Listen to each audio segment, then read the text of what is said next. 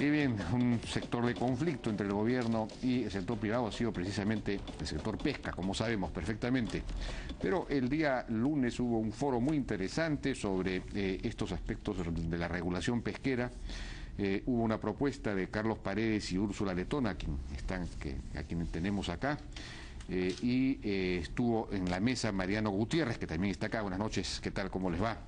Mariano Gutiérrez es el proyecto jefe PNUD Humboldt, Úrsula Letona es asociada principal del estudio de Checo Pare. Carlos Paredes es economista, investigador principal del Instituto del Perú, que ha sacado 1 o 2 libros sobre el tema pesquero. Bueno, ya sabemos que no hay peligro con la biomasa, esta es de 12 millones de toneladas, digamos, la señal roja que se prendió parece que era equivocada. La pesca industrial sabemos que está regulada con cuotas individuales y esto funciona relativamente bien. El problema estaría principalmente en las primeras 5 millas, en donde está la gran biodiversidad, digamos, y hay mucha presión, sobre todo porque se han multiplicado aceleradamente las embarcaciones artesanales y de mediana, pequeña escala, como les llaman, y no hay control, en fin, no tienen cuotas, no tienen sistemas de control satelital y hay una presión muy... Entonces, ese es más o menos el resumen que puedo hacer muy rápidamente. Pero comencemos con el tema de la pesca industrial. El sistema de cuotas individuales funciona, pero hay de todos modos algunos vacíos. ¿Qué es lo que hay que hacer? ¿Qué pasa y qué se puede hacer? El sistema funciona bastante bien, pero para que funcione mejor necesitas mejorar el control, ¿no es cierto? El seguimiento satelital, hemos visto en el estudio con Úrsula, tiene incentivos muy malos porque tú pones a competir a 3 empresas para que te vigilen, para que te supervisen, y tú escoges, no el Estado, no el gobierno, sino yo escojo quién me va a supervisar y las pongo a competir entre ellas 3 para que me den el mejor servicio. Yo me pregunto... Sí, el mejor servicio es la menor supervisión. Yo entendería, ¿no? Entonces ahí hay un problema serísimo. Entonces, es el Estado el que debería escoger a los supervisores. Es correcto, sin duda, como eso en todas partes. Es un tema simple de corregir y creo que todo el mundo acepta que este es un problema. Tienes otro tema que es siempre ir mejorando el tema de las balanzas y el tema de los desembarques. Y ahí con Úrsula conversábamos la necesidad de tener una supervisión no solamente de desembarque, sino de todo el proceso, y tú poder hacer una trazabilidad de dónde sale la harina, ¿no es cierto? El tema de los juveniles que tú lo has tocado. Bueno, ahí desgraciadamente la normativa es contraproducente porque lo que hace es inducir a que se generen descartes en alta mar, ¿no es cierto? A ti te traen, si tú traes los juveniles, te multan, y entonces, y además usas tu cuota por traer los juveniles. Entonces, el problema es que tú no sabes qué es lo que vas a pescar. Cuando tú juntas y ves ahí que hay demasiado juvenil, lo descartas en el mar. No se puede saber a priori, digamos, no hay si es juvenil. No hay forma. Sí. Entonces, lo que se está haciendo, y esto lo he enfatizado... Sí, habría que eliminar la multa. No es que eliminar la multa, sino lo que tú deberías es poder informar, estar incentivado por informar rápidamente. Hay un premio, ¿no? Una multa. Bueno, tú informas, traes y Marpe cierra inmediatamente esa zona de pesca. Si tú después pescas en una zona prohibida... Pero si te van a poner multa no vas a informar nunca. No, estamos de acuerdo. El primero que saca juveniles de una zona que estaba autorizado para pescar, que no tiene forma de saber que vas a pescar juveniles, es un sinsentido multarlo, ¿no? Entonces lo que está produciendo ahora es perder información y que la gente pueda regresar a esa zona a pescar juveniles. Úrsula, recuerdo que planteaste que las sanciones no se aplican, además es en la pesca industrial, ¿no? Bueno, creo que en la pesca artesanal no hay ni siquiera sanciones, pero en la industrial no se aplica, no funciona el sistema de sanciones. ¿Por qué? En realidad lo que hemos coincidido en el análisis efectuado es que las sanciones no tienen ese fin que por ley deberían tener, persuadir a aquellos que las cometen de reincidir en una acción prohibida. Lo que vemos es que, y este tema lamentablemente no viene de ahorita, no se ha originado recientemente, sino es un problema que data de hace varios años, es que la propia norma que regula el procedimiento sancionador contiene vacíos normativos, genera inconstitucionalidades e incentivos perversos para que al final del culminado el proceso sancionador, el administrado no pueda cumplir la obligación que tiene con el Estado, sea porque no es aquel que cometió la infracción, en el caso de la venta de las embarcaciones, o sea porque la norma es tan imprecisa que un juez decide que no estaba en la esfera de dominio del administrado. Te pongo un ejemplo. En el caso de los juveniles, hay una norma que prohíbe a las embarcaciones a regresar a la zona de pesca. Pero lamentablemente no se ha determinado cuál es la zona de pesca. No dice 3 millas, 2 millas, 1 milla. Entonces, cuando ese procedimiento sancionador se inicie y el administrado se vaya al Poder Judicial, va a ganar sí o sí ese procedimiento. La falta cometida no está bien tipificada. Tipificada. Hay un problema de tipicidad y por ende hay un problema de ilegalidad. Tú no le puedes pedir a alguien que haga algo que tú no le has dicho correctamente cuál es la conducta prohibida. Bueno, en relación a todo este tema de la pesca industrial, no sé si Mariano Gutiérrez tiene alguna observación o pasamos ya al tema de la pesca artesanal. No, yo solo quiero resaltar el esfuerzo y la capacidad de Carlos y Úrsula que han realizado esta investigación que contribuye al proceso de redacción del nuevo diagnóstico del ecosistema marino en el Perú, que es promovido por el proyecto Humboldt. Ahora, para terminar esta parte, perdón, ustedes sugerían que había que elevar los derechos de pesca, sí, que son muy bajos según tú, y que para poder financiar la administración de la pesca, potenciar el IMARP, etcétera, ¿no es cierto? ¿Hay que aumentar los derechos de pesca significativamente o cómo? Sí, mira, los derechos de pesca en el Perú son muy bajos por comparación internacional y son muy bajos en relación a la renta que le has transferido al sector privado, ¿no es cierto? Los pesqueros los armadores están ganando plata como nunca y eso es bueno, eso no tiene nada de malo, eso es muy bueno, pero lo que se deben hacer es pagar un poco algo razonable para poder administrar la también pesquería. Los artesanales y de pequeña escala deberían pagar derechos de pesca. Sin duda, porque el recurso es de todos los peruanos, el recurso es de la nación y si ellos lo explotan, tienen que pagar por eso. Ahora, en el tema ya de la pesca artesanal y de menor escala, no tienen cuota. Ustedes me parece que están proponiendo que tengan cuotas, es decir, para pescar anchoveta me refiero. ¿Cómo sería esa cuota? ¿Cómo sería ese asunto? Eso es indispensable. Tú no puedes tener una pesquería abierta para los artesanales en menor escala y cerrada para los industriales, porque lo que vas a hacer es el desvío. El desvío que de todo el mundo se queja es un producto natural de tener dos regímenes diferentes, uno con cuota, el otro sin cuota. Entonces acá hay que empezar con una cuota global para los artesanales y de mediana escala, pero tienes que saber quiénes son, cuánto pueden pescar, dónde pueden pescar. Ese diagnóstico no está. Pero se hizo un censo hace poco. Bueno, hace poco, yo creo que te pueden comentar acá. ¿Ese censo se hizo hace 3 años, creo, o 2 años? No, hace un año. Hace un año hubo un censo que no funcionó, no es mal, no es bueno. No conocemos todos los detalles, solo los resultados generales. Necesitamos mucho más detalle para poder proponer, o los técnicos puedan proponer cuál es el sistema de cuotas que se puede aplicar para esas dos flotas, ¿no? Las más pequeñas. Hay una hay una presión muy grande en las primeras 5 millas de parte de estas flotas.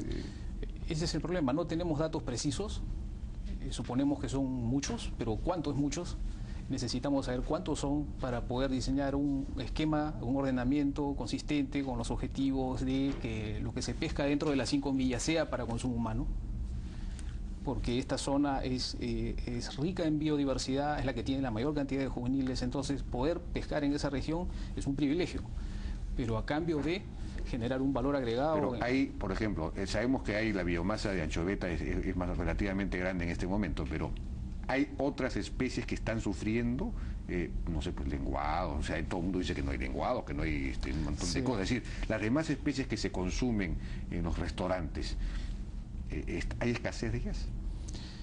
Hay un esfuerzo no regulado, no al nivel que quisiéramos, sobre otras especies que no son anchoveta. Escuchamos que cada vez hay menos recursos de peces blancos, pero también hay muchas más cevicherías, ¿no es cierto? Hay que hacer una investigación económica profunda en ese tema. hay que hacerla y, por ejemplo, IMARPE no se ocupa de eso. IMARPE se está encargando de los temas de su competencia, que es el ecosistema, el funcionamiento, la capacidad de carga, el manejo de la pesquería industrial. Hay muchos retos y hay mucha necesidad de investigación que tenemos que producir para lograr todos esos indicadores que necesitamos. Bueno, tenemos que ir a una pausa, si me permite, señor Herrera.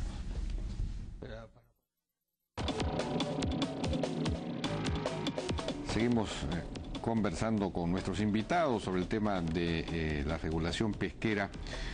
Noté el otro día en el foro una discusión entre ustedes, dos, digamos, o tres, respecto de la cuota, esta cuota que se estaría pidiendo también para los artesanales y los de pequeña escala.